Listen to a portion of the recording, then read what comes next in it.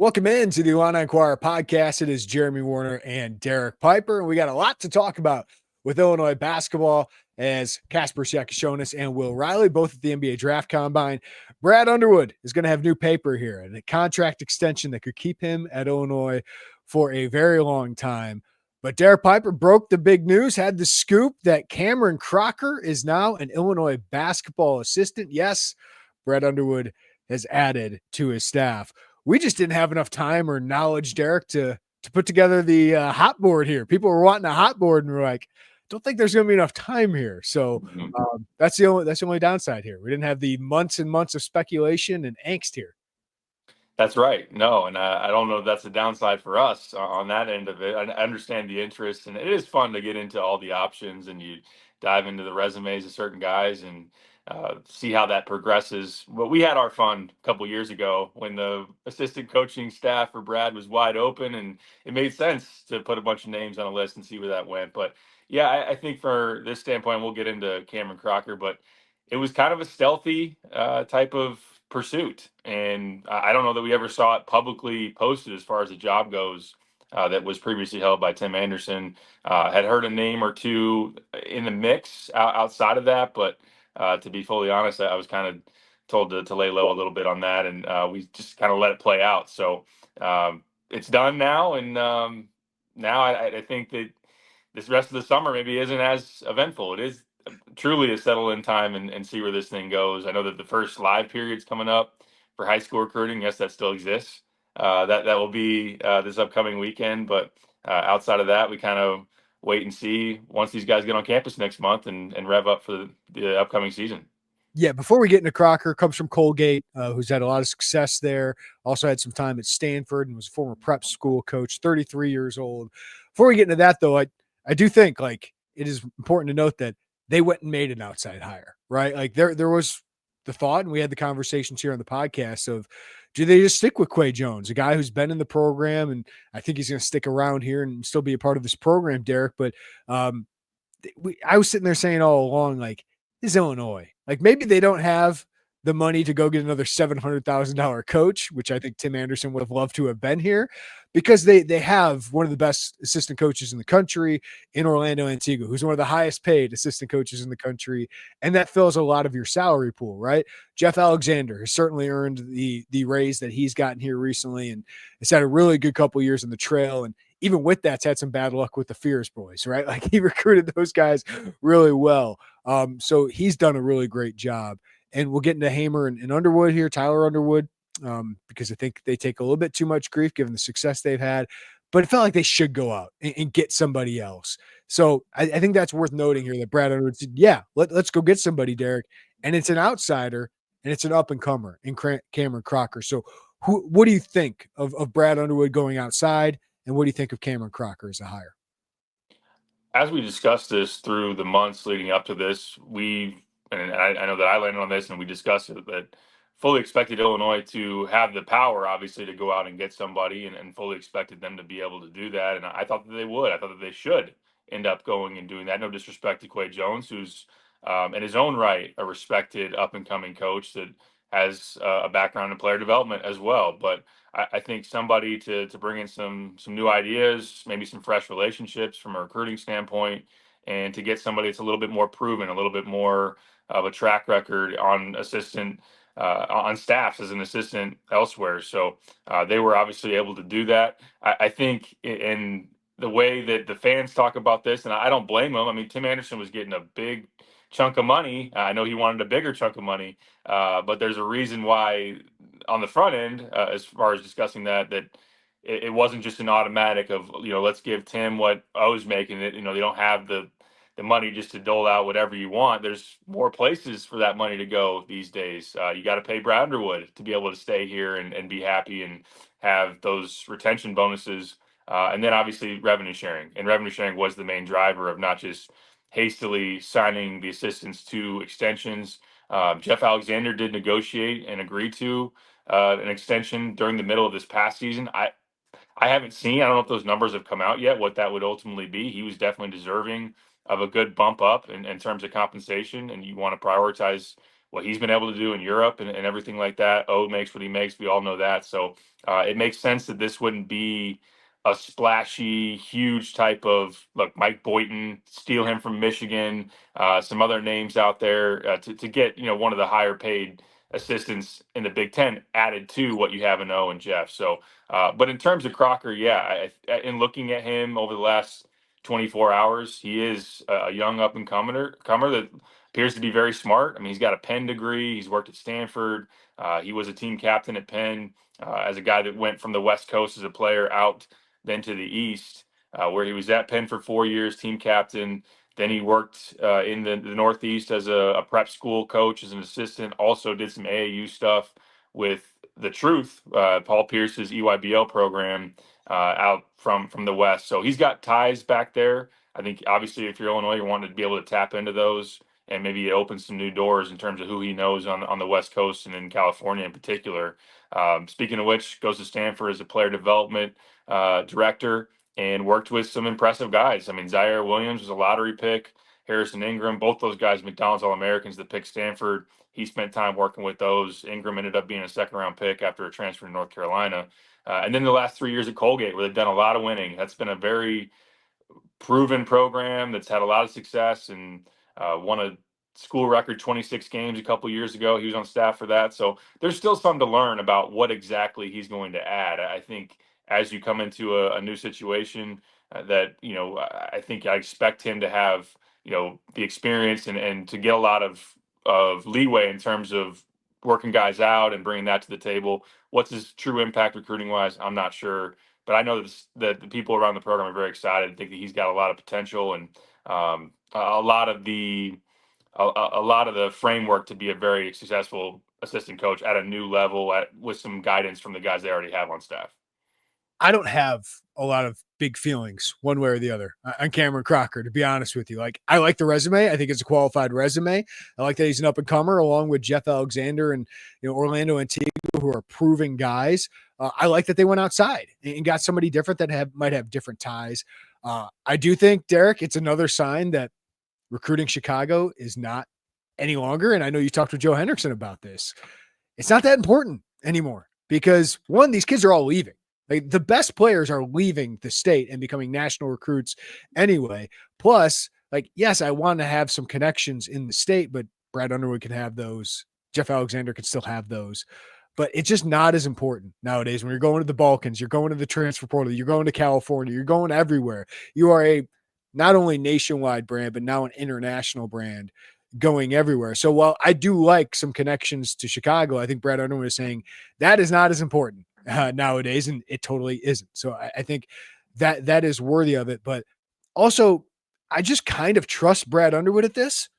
I think I can do that based on his resume. I mean, think about the outside hires he has made. He kept Jamal Walker for 2 years. He retained him after John Gross got fired. But since then, Orlando worked out. Chin worked out. Stephen Gentry, pretty good impact on some winning teams for Illinois. Tim Henderson clearly worked out. And I know there's many takes on Tyler Underwood and Zach Hamer out there. A lot of them I think are unfair because in the 2 years with those two as assistant coaches, since it's expanded to 5, Derek, Illinois is 51-22, 26-14 in the Big Ten, 4-2 in the NCAA tournament. So I think those guys are doing a pretty good job on a staff that is succeeding. Everyone wants more NCAA tournament success. Everyone wants to win a national title. But Underwood's got a pretty good history of this. No, that's all great points for sure. To emphasize, Tyler's been having the keys to the offense the last 2 years where they've been top 15 offenses and should be again. I think you could shoot for the top 10 based on the talent that they have and what they've proven in terms of being able to put guys in situations to be successful. And guys want to play in this offense. I was just going to say that. Yeah. And you talked to, we had Andrei Stojakovic on the radio and he talks about just the freedom that the big wings get to have. And that's very much translating into accumulating more and more talent and having year in and year out consistency as far as the quality of the teams. Defensively, I understand wanting to get better. Last year, when you look at the final landing spot in KenPom, 40th in the country, considering some of the roster limitations with athleticism and prioritizing offense, that's not that bad. Now, I'm not going to sit here and tell you that the defense was good all year because it wasn't, and there could be some things they could do differently. I do think, as we've seen going forward, though, with Brad, he's continuing to emphasize offense. He's continuing to say, I want the skill, I want the shooting, I want to do what it takes to be elite on offense, score with us if you can, and defensively we'll try to be better, but you're going to be pretty pigeonholed into what you can do with the way your front court's, and that's just going to be a tired narrative ultimately. But really, if you look at it too, they've been, if I'm not mistaken, top 5 in the Big Ten in league play in defense the last 2 years, which would probably surprise some people. But that's the reality. So it's not been some kind of dumpster fire where they just can't guard anybody. There have been nights where they haven't got enough stops. But I agree with you. I think both those guys have done a good job. And Tyler in particular, I know that he's a lightning rod for conversation because of who he is. But I think the production is obviously there with him. Listen, I think they could be better defensively, but they're choosing to go more offense. So this is more of like a wholesale, like, look at what we want to be. Brad Underwood is choosing to be this offense first. That is what we want. And based on their personnel, I think their defensive scheme makes sense. Like, the math makes sense. They just haven't had a lot of good defensive individual players. And that's where you hope this year, with the rim protection that you have and with Boswell back, Ty Rodgers should be an improvement. You hope the defense can take another step forward, Derek, to where maybe it's a top 30 defense nationally instead of top 40. It's just interesting. The last 2 years ago, they were 90th in defense, and that was their best team. It's just because the offense was so dang good. So I do think Hamer is, the defensive coordinator here is limited with what he's had personnel wise, but their approach is, as Isaac Trotter said before, makes a lot of sense. But when you give up open twos, sometimes Kobe Bray or Tony Perkins is going to tear you up on those. No doubt. And I think it's worth pointing out, Brad Underwood isn't just sitting idly by and saying, run whatever defense you want to run. I would think that his fingerprint is on that, or at least a stamp of approval as far as the scheme that they're going to run and how they're going to coach things. So I don't think this has just been Zach Hamer coming in and saying, this is what I want to do and this is my call on everything. I think that is something that obviously has to be run through Brad. So again, like, they can be better defensively. You want them to be better, to be able to take the next steps as a team next year, to be maybe more consistent, to have a legit chance, as we forecasted out, to make a really deep run in the NCAA tournament. Teams that get to the Final Four are typically, I wouldn't say they have to be balanced, but they have to be pretty good at both ends of the court. Pretty routinely in terms of the teams that show up to that stage of the dance. So I think it's a fair argument if you're sitting out there and would have wanted an assistant, albeit maybe accepting the fact it's not going to be the best of the best in terms of, the cream of the crop at a certain profile or anything, but someone might want a schematic defensive guy who's going to come in and Luke Yaklich, who's now yeah, the East coach, right? Like somebody like him.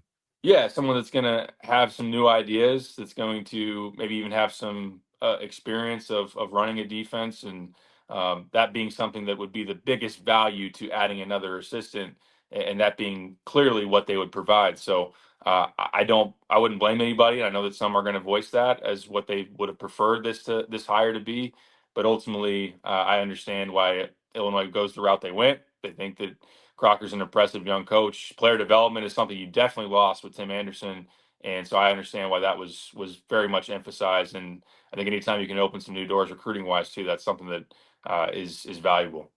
Just along those lines, as we're talking about like the choices you make roster wise, like Mihailo Petrovic and David Mirkovic to me are just kind of the examples, because if that is Underwood showing he's going to side on offense, right? Those two additions, because could have gotten a 3-and-D kind of two guard instead of Petrovic. You decide to go get a true point guard, really initiate offense in the half court, push the tempo, but probably can get taken advantage of defensively. Mirkovic, I think he's going to battle. He's going to be a great defensive rebounder, but probably ideally could have used a little bit more athletic. So those are the decisions that you're making, that personnel wise, we will see how that works out. Maybe in the end, they should have gotten an athletic 4 or a true combo guard who's more of a 3-and-D guy, but the price is also going all of this. So it's a very nuanced conversation when it comes to that. But can you elaborate a little bit on losing Tim Anderson and the impact on player development? Because we know what he did in recruiting, right? Like, the impact he had with knowing guys like Matthew Meyer and Terrence Shannon Jr., Trey White, like that obviously made an impact. Was it Sky Clark as well? Like he obviously had an impact on adding talent to this program, but also developing guys. But like Terrence Shannon Jr. was equally as important. Yeah, it was huge, and it's a big part of who he's been. And a lot of people know, obviously, that he has run his own training organization and Ground Zero, and that's led him to working with a lot of pros. I mean, Derrick Rose has used him as on a regular basis as far as training goes.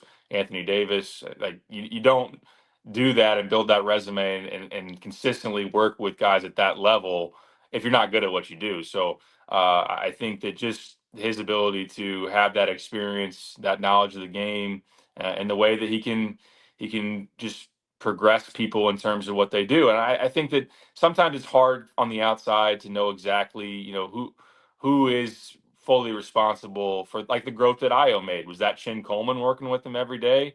Io's got to put the work in, obviously, and develop the game.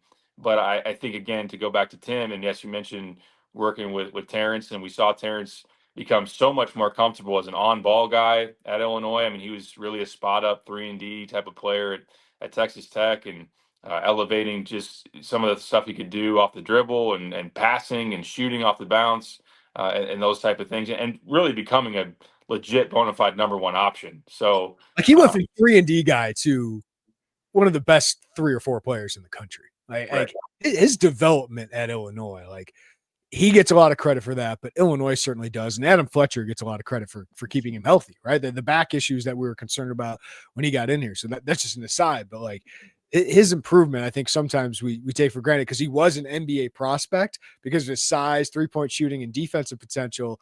Like he turned into a different player in Illinois.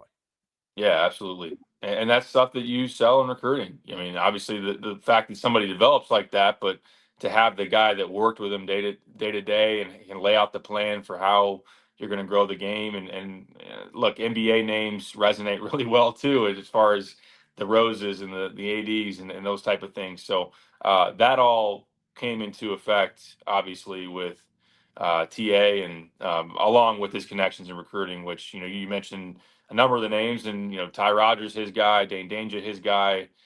There was a lot of his guys on this roster. So beyond the recruiting, though, yes, it is player development. Which that's not to knock. Some of these. O is very well known for developing bigs, and that's not to say that Tyler can't do it. Tyler's worked closely with KJ this past year as far as that goes, and on and on and on. So it's a full collective staff effort, but they did see a need to want to boost that. And again, that was a void left by TA, and that's something that Cam Crocker can bring to the table as well. Wonder how much O is selling Karl Anthony Towns right now in their playoff run. He'd probably like to see him get to the NBA Finals and play pretty well. Wouldn't hurt him at all. Tim Anderson, not going to coach anymore.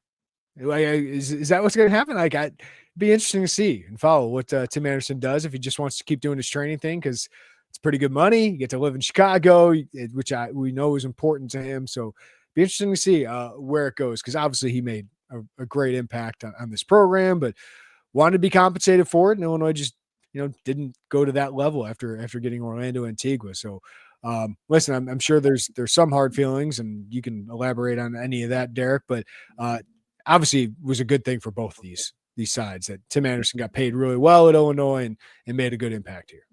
Oh, it was a great marriage for both those. I think Tim, obviously, like you said, being able to earn that kind of money, talking to him going into this, you think about where he was previously at DePaul, and not winning games, and to be at parts of an Elite Eight run and Big Ten championship. So that's something that obviously meant a lot to him. And as you look forward, staying close to Chicago, I think has always been a factor, even post DePaul, in terms of what he wanted to do. So he was able to do that by going to Illinois. I think that probably factors into whether he wants to seek out a different job, maybe even outside of the Midwest or whatever that might look like. Maybe he's going to be somebody that, I wouldn't write him off.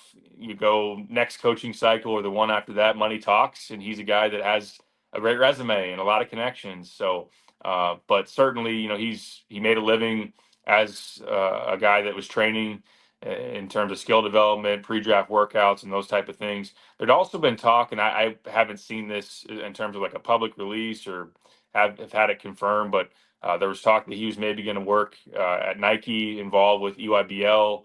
As far as that goes, I know that he's got a lot of plugs into that operation. So we'll see if that's ultimately where he's landing. That could be another avenue for him, obviously, to stay connected to the scene and to make a good chunk of money. If that, what, I don't know exactly what that looks like though, but yes, from Illinois standpoint too. I mean, Terrence, you could stop there. You could say he was the key to getting Terrence Shannon Jr. and we could just stop and be like, okay, yep, worth it.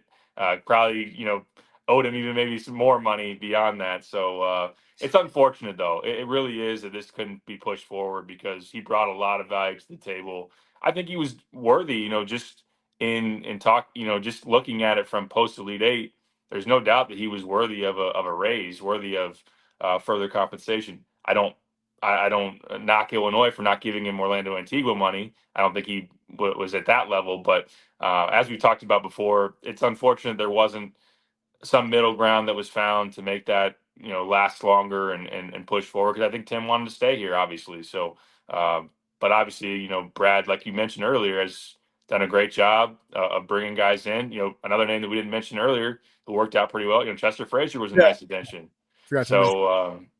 Yeah, I think that his ability just to bring guys in and find the answers has been one of his strengths during his tenure for sure. Guys, summer's not that far away, so make this your best season yet with nutritious 2-minute meals from Factor. Eating well has never been this easy. All you have to do, just heat up and enjoy, giving you more time to do what you want. Get outside instead of prepping and cooking indoors. Use Factor meals because they arrive fresh and ready to eat, perfect for any active lifestyle. And with 45 weekly menu options, you can pick gourmet meals that fit your goals. Choose from Calorie Smart, Keto, or my favorite, Protein Plus, and many more options. Factor powers your day with satisfying breakfasts, on-the-go lunches, premium dinners, and guilt-free snacks and desserts. It's easy to savor more this spring. Factor meals pack in the flavor with none of the fuss. So get started today at factormeals.com/Illini50off and use code Illini50off. That's Illini50off to get 50% off plus free shipping on your first box. That's code Illini50off at factormeals.com/Illini50off for 50% off plus free ship. That's for sure. And every time he's had an opening, it seems like he's filled it pretty well and continued the success. And that is why, to bring this to the next topic, Brad Underwood has a contract extension. And this one runs through 2031. This adds 3 years to his deal. Brad at 61 years old, plus 4 one-year extensions if he hits certain benchmarks, which aren't spelled out for us yet. We'll see what that deal looks like when it's approved. Also comes with a big signing bonus. He's one of the top 5 paid Big Ten coaches, which he has been for a while here. One of the top 15, 20 coaches in the country. Derek, I said on the podcast the other day with Joey, I think for Brett Bielema and Brad Underwood, there's a good sign that I think they both plan on this being their last job. Like they would like to retire and have their legacies be at Illinois. But Brad has had feelers from other schools. He has had other opportunities to leave. So what did you make of this contract extension? Yeah, I had the same thought. If you look at the way that the contract's built to have those 4 one-year extensions, and based on Brad's consistency and what he's shown in terms of what he's put on the court year after year, I don't see why he wouldn't be able to earn those. So that would run him through age 71. So, I mean, Izzo's still going at age 70. You can never really fully project when a guy wants to hang it up, but he's got a great situation here. He's got his son right by his side. He's built this program. He's put jerseys in the rafters. He's raised Big Ten trophies. Gone on a long run, obviously, to the Elite Eight. And he continues to hammer home that he wants to win a national title here, which I think with what he's done and the foundation that he's set, it's not a crazy goal. Like it's certainly something that is going to be tough to achieve, but I don't see, based on where this program is at, why that would be anything completely out of realm of possibility. So like you said, Texas had him somewhere on the list as far as we understood it. It was very much in the buzz cycle, the coaching carousel.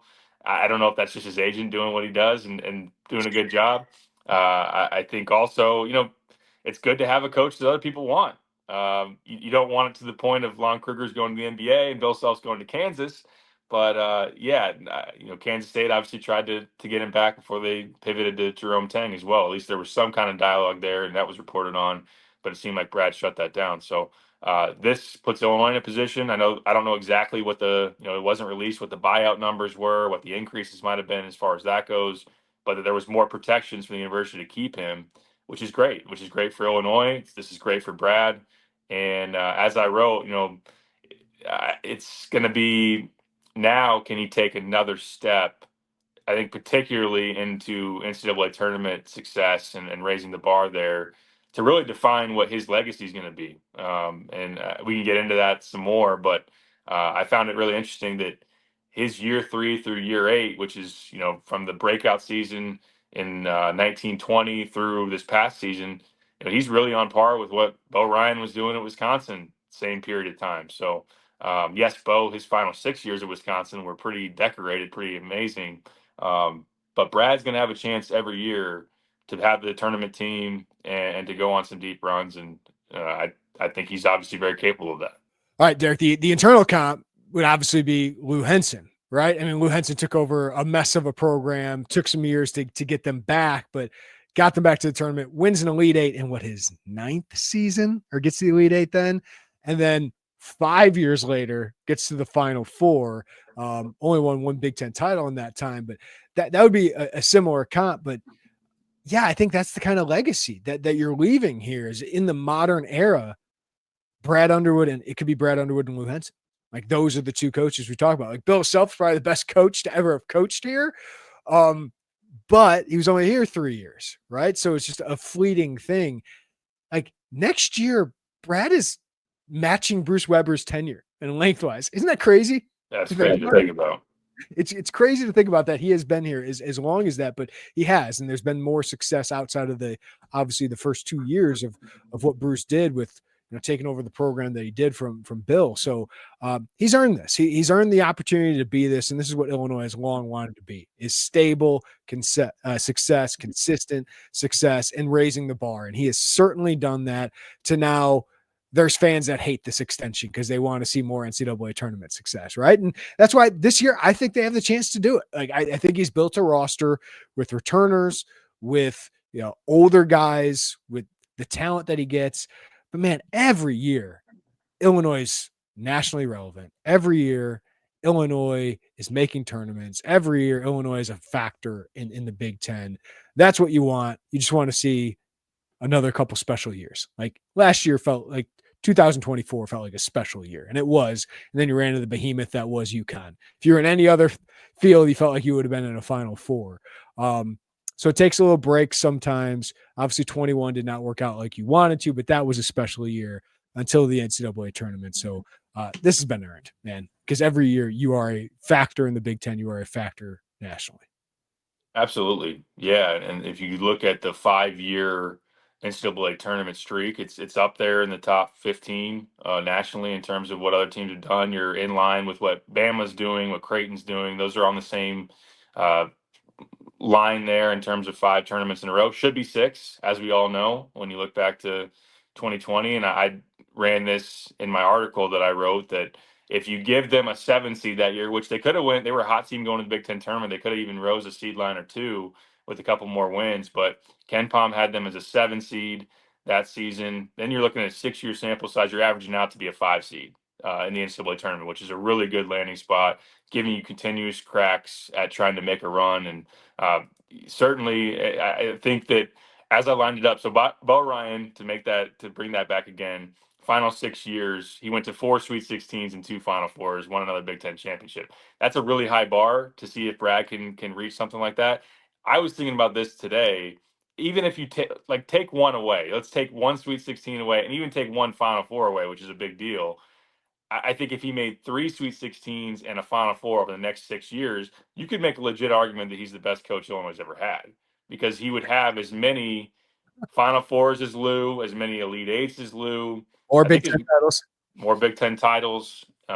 So that in general would be an amazing accomplishment. And just the Final Four would put you, obviously, it hasn't had that many of them, only two, to put you in a special group of where you'd stand. But yeah, I think that which isn't a super crazy ask, I think, based on, again, the teams that he's fielding every year. You could have the argument about, is it tougher now to have consistency? In some ways, yes, because of the retention side, but also, man, the money that Illinois has and how they're rolling right now, they should be able to build a really competitive roster year in and year out. So one more thing that I want to mention is the program record for tournaments in succession is 8, and it's done twice, the 80s and the early 2000s. Brad is, I'd be shocked if he doesn't match that and break that. I know you could have an Indiana year where you pay a bunch of NIL money and don't make it happen. There's been other examples, but he should be very much expected to match and even break that. He's shown an amazingly high floor. Like, even when he's got to reset an entire roster, like he has 2 out of the last 3 years, he's been able to do that. Illinois Final Four, I mentioned that, but yes, the modern era, right? Since 1853. Yes. Yeah. They've made that. So apologies to people watching the Whiz Kids, but that obviously was not for a lot of people. Yeah, man, like you think of what this tenure has been, and you just think of, if they just wouldn't have lost to Loyola, how much different the conversation is for at least the fringe about what Brad Underwood has been.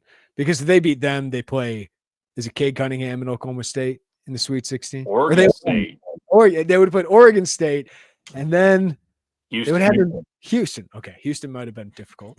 But you would have been to another Elite Eight at the very least, right? I think you would have killed Oregon State. So just if you would have beaten Loyola or gotten a different team, like how much changes? Because I think we'd already be having that discussion after the Elite Eight. Is Brad Underwood, the greatest coach at Illinois? Or is he matched Lou at the very least, right? Like, I think we'd be talking about that, but that season was unbelievable until that point.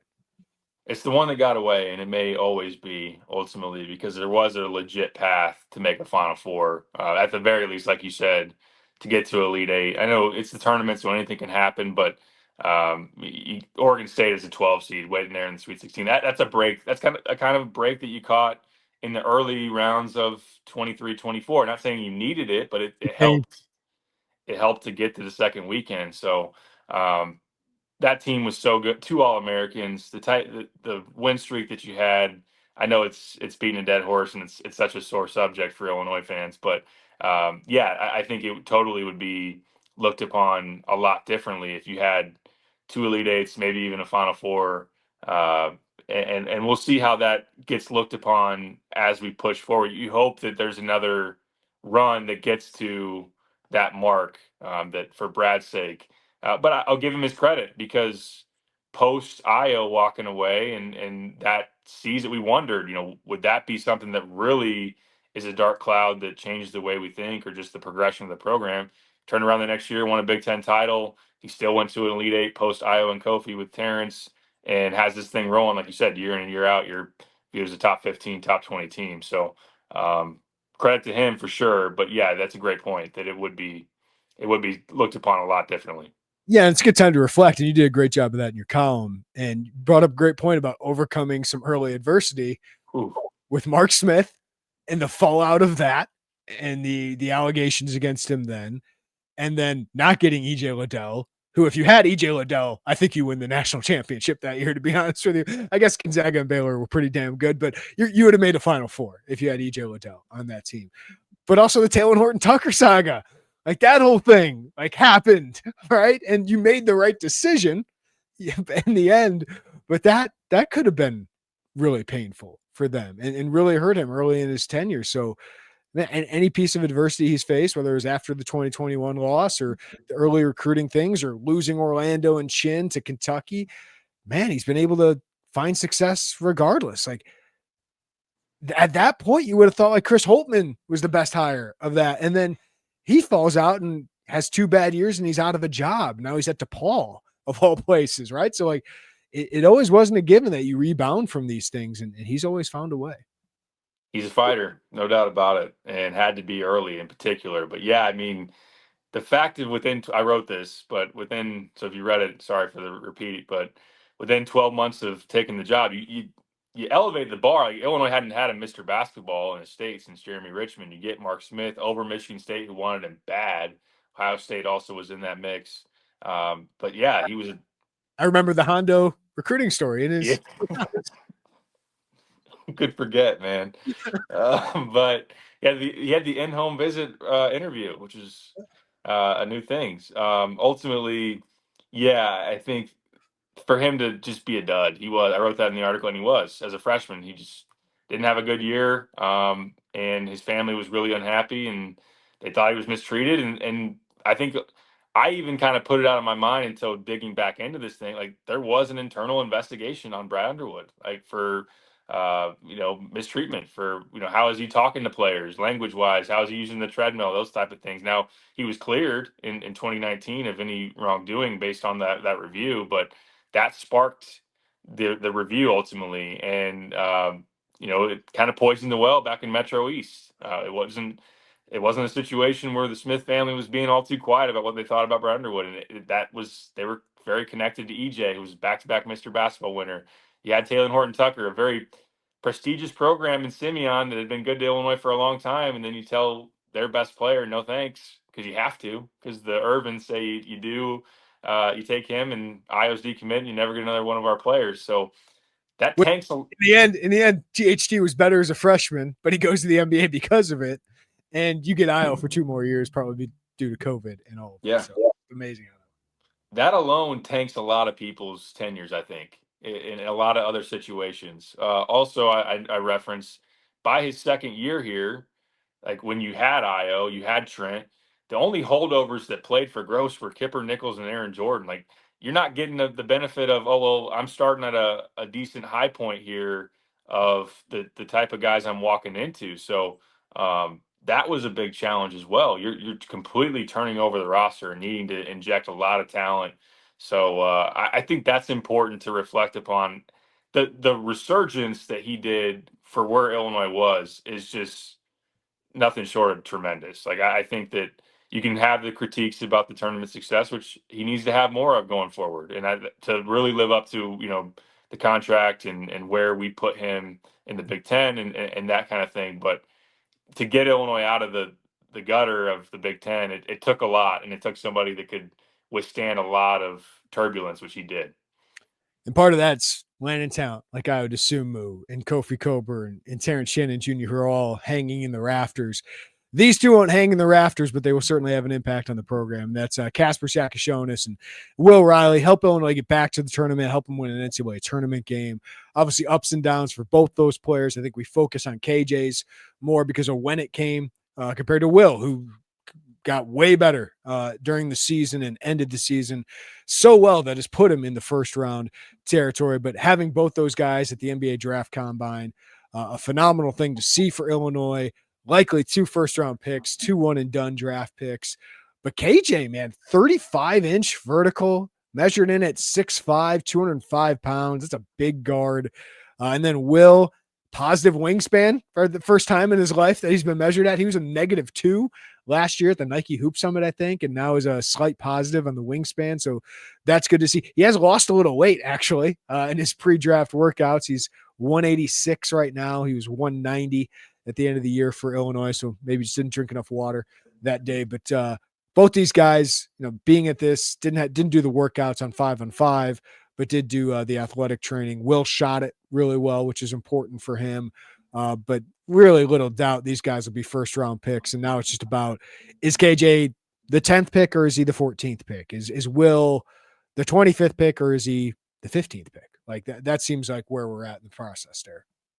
And it's a huge asset for the program to continually have that presence at the combine in the draft conversation, especially when you're talking about the first round, which we've known here with both those guys for quite a while. But certainly, yeah, Will to go and shoot it like that. And now I always, in watching the clips, and it's not just Will, it's like when Zach Edey was taking threes at the combine last year, unguarded, like how much stock do we really put into, moving the needle? I guess you could probably only hurt yourself. Like if you go in and you don't shoot well, then I think that would be an issue. But I saw Perez Johnson make a lot of threes in pregame this year. yeah, It doesn't mean he's going to hit 30 of them this year. exactly. But it goes in conjunction with Will as he really settled into the game and his role at Illinois from late January, early February, and on. He was a guy that made shots at a lot more efficient level. He seemed to be uncomfortable, rushed some earlier in the season, but he is a shot maker. He is a playmaking wing, and he's a guy that seemed, you read where he's at in Gavoni. I know that people, and I don't blame Milano fans who see CBS and be like, wait, Will's not even in the first round, or John Hollinger of The Athletic wrote, his big board of 22 players, and Will's not on there. Could Will possibly not be in the first round? Would he come back? Like, Will's staying in the draft. He's going to be a first round pick. I'd be surprised if he's not. As far as KJ goes, speaking of Hollinger, he was the first guy to kind of really give KJ a move down based on his struggles late in the year. Ended up putting him at 18 on his big board, referenced the late season struggles, referenced the turnovers, the defense, and said that he personally, as a guy that formerly was in the Memphis Grizzlies front office, that he personally wouldn't take KJ in the lottery. I don't think that that's that crazy. I think it is obviously something you could debate upon what you're buying into, what you're projecting, and it's a guy that has still a lot of exciting traits and skills, and someone that just turned 19 years old as well. So I think that's. I think he turns 19 later this month, right? Is that right? I think he's either way. Yeah. But I think that where he's going to land, will we see him on draft night slide later in the lottery? Wouldn't be a shock, but he's still going to be at worst a middle first round guy, I would imagine. And athletically, it was something that he did. I think it was Basketball Without Borders. He had a plus 35-inch vertical, and somebody that has obviously good size, and that's stuff that the league will want to see, no doubt. Listen, if you're picking 8th, 9th, 10th, and you take Kasparas, like, there's risk there. If I'm drafting him in the late teens, I feel really good about it, Derek. Like, I feel like I got somebody who can be a starter, late in the teens, and somebody with potential to be the third best player on the team. Will he be that? I don't know. But I think he can be a very, very good player in the NBA. I have little doubt he'll be in the NBA a long time. My question is how well does he shoot? How consistent is he? But he's going to get better. So I feel good about that. But the upside there is so intriguing, right? It's just you're going to have to be patient with it because he's got to add the strength. And the one thing you mentioned it was kind of settling, forcing things up quickly. His patience just got so much better. His confidence and his strength, right, got so much better as the year went along. So he's kind of the savvy, kind of lull you to sleep and then makes that move and whether passes out to somebody or takes that mid-range jumper or finishes at the rim. Like that patience and that confidence and that strength really helped him. That'll be tougher to do once you're 190 pounds, 19 years old in the NBA, but give it 2 or 3 years and you could have a very, very good player. Absolutely. No, that's a great point. It was the spin moves he was able to do, get inside the lane, and just like you said, there was a lot more command and patience in his game, and he was able to get to the rim. He was a guy who can play in some ball screens, and he can see rolls, cuts, kickouts. That was something that he really showed that he's got the vision and the processing that you can build on with him. Where do you stand on him defensively? I think that's something that you got to be able to evaluate. And the body. What do you think you can get done as far as that goes? Obviously, he probably just stopped eating the Fletch waffles when he went out to LA for a little while. Had to get that back in the diet. Yeah, it's the thing with like Kasparas, you don't have to worry about the size. That's already projectable. He's got NBA size.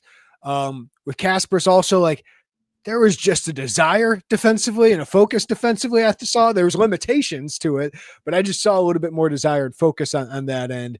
He was not a great defender. I'm not going to even say he was a mediocre defender, but like I can just see that he can be at least serviceable at the NBA. I got those questions about Will, not only because of the size, but I think he's a really smart basketball player. I think that he's going to get better on that side, but I have some big questions on that end. Don't have a lot offensively outside of the strength. Right. Yeah, you got to show some more buy-in as far as that goes, some grittiness, and then to be able to handle physicality and maybe even be able to impose some a little bit on your own right as your body develops, no doubt. So, offensively, the only thing I would say is that he's not an explosive athlete. He's not going to probably blow by you in terms of just quick twitch. if you know where he's going and he's going to try to beat you a spot, I don't know that he will, especially against plus athleticism in the NBA. And he's not a bouncy athlete, a super bouncy athlete. Finish above you, dunk on you, that type of thing. So he'll have to show at the rim that he can finish at a really good rate. I mean, Io wasn't a guy that is jumping out of the gym, obviously, either, and that's something that he dealt with and has had to address with his game, but obviously has done just fine as a second contract guy and who's done really well. But yeah, Will getting the spots, pulling up, and again making plays as a what was he with? We're doing the without shoes thing this year. Was he 6'8" 3/4 without shoes? So yeah, put the right shoes on. He's darn near 6'10", right? Taller than Ace Bailey. Ace Bailey came in like 6'7" and a half without shoes. So that's the thing at that size. Like, and I've seen some comp to Cam Reddish. Like Cam Reddish has got felt like he had a stronger body, but he was just a three guy. Like he's just kind of a stationary shooter. Like Will doesn't have that quickness, but he's a strong ball handler, right? Like he didn't turn it over very much. He's, as you said, as a recruit, Derek, like one thing people talked about was his scoring, but his playmaking was so good at the end of the year, making other people better. That's the difference with Will. And, when people talk about a Cam Reddish or something like that there's an element of dynamic to his game that some of those other guys don't. Fully agree with that. That was something that Illinois really saw that some other evaluators didn't really feel like maybe was going to translate to the college game. And but it was the fact that he played a lot on the ball for UPlay Canada. He was a guy that could make good decisions in terms of what he saw in transition and playing in a lot of ball screens, and that did work. That did translate to something that in college that he was able to elevate teammates and he was able to attract a lot of attention and be able to dish. So that's a different skill set in terms of someone that has to play off the ball, that you want to put like a 1 or 2 dribble minimum on as far as the next level in the wing, and mostly be catch and shoot, and someone else has to deliver that. Will can go create his own shot if he needs to, and he can handle to the point of setting somebody else up and drawing attention. So I think that's something that just is always going to grow more. The challenges become heightened when you consistently face NBA level talent and athleticism, but the NBA is such a matchup hunting league. Like if you get him in the right switch, he's going to be somebody that can be a problem. Here's the thing, in this draft especially, I think the top 5 or 6 is where you feel like maybe you can get an all-star. And then like the Malowatch, Con Knipple could still go in the top 6, and I still think he's kind of a role player, but I can see him making a big difference. But like 8, 9, you're feeling like, okay, I can get a pretty good player here.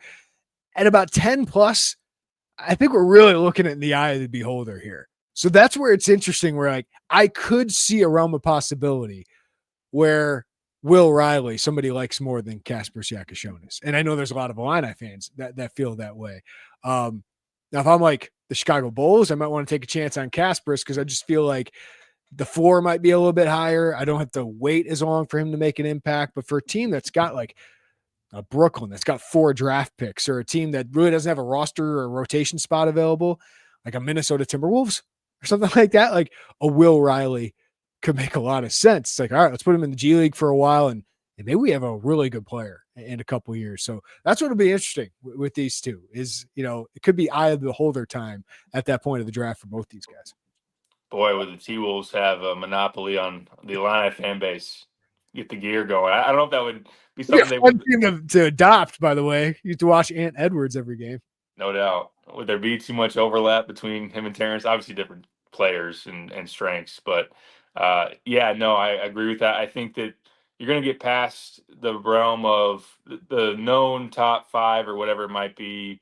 There's going to be some really high upside. Someone's going to, even though Ace Bailey's stock isn't nearly as high as people thought it would be, there's a point where you're banking on him being the best version of who he can develop into, and that's a potential like all-star type of player. Trey Johnson has a really high upside as just a really electric scorer. So those guys. I trust Con Knipple to get to where to get the most out of his ability, but I'd have to take Ace Bailey. Like even though Ace Bailey drives me insane, you just got to go, especially if you're a Charlotte or a Utah, you got to go for a guy with NBA all-star upside. And Ace Bailey might be that. He also might be one of the more frustrating players you have on your team. Absolutely. So that's something that you look at. But I agree with you. I think that as you get into the back portion of the lottery, it's possible that will be able to have a chance to rise up to that spot, and possibly if KJ drops a little bit outside of the top 10, that it could be a situation where Will goes higher. I think that we've heard that being a possibility, but I think as the combine gets through, you get into some individual workouts, which these guys will be able to get feedback from teams. There'll be maybe a little bit more clarity on where that stands post combine, and really right on the cusp of the draft. But yeah, I mean, both guys again by pick 20 to 22, like I'd be surprised if either one of them is still there. I'm trying to look now that we have the actual order here where I'd want to see these guys go. I'd like Kasparas 9 to Toronto. I think that would be good. Or at 11 to Portland. Will 15 to Oklahoma City would be a lot of fun. It'd be pretty sweet. That'd be a lot of fun. Because they're gonna have to pay some people here soon, and eventually they're just gonna have to let people go, and they have all these draft picks. They might just trade out of that spot and get a future pick or whatever it is. But yeah, like a team like that, a team like San Antonio or Orlando right there could be a lot of fun. But going to a good organization where you know he's not going to play for a while and just gets to develop, that'd be a lot of fun. I think getting some rooting interest in San Antonio will be fun if you're an Illini fan.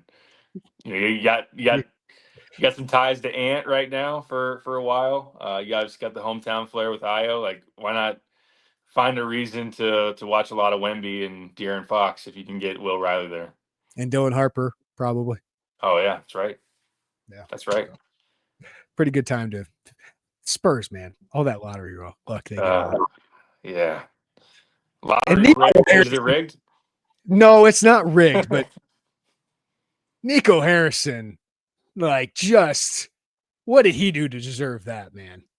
You trade Luka Doncic, and listen, I know LA's at home, but man, like Kyrie Irving tears his ACL. You know, AD is going to get hurt again next year, and I love Anthony Davis, but to be gifted Cooper Flag like that right after you made one of the worst trades ever, like, just come on.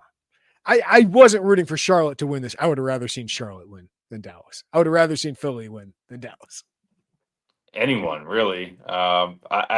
I think Dallas needs to do the thing that their fan base will appreciate, and all of us, like, all right, they're gonna pick Cooper Flag. Let's just go ahead and fire Nico right now. Let's you've done your job. You redeemed yourself, I guess, inadvertently or whatever. The gods rewarded us with the number one pick, or the balls, or the league.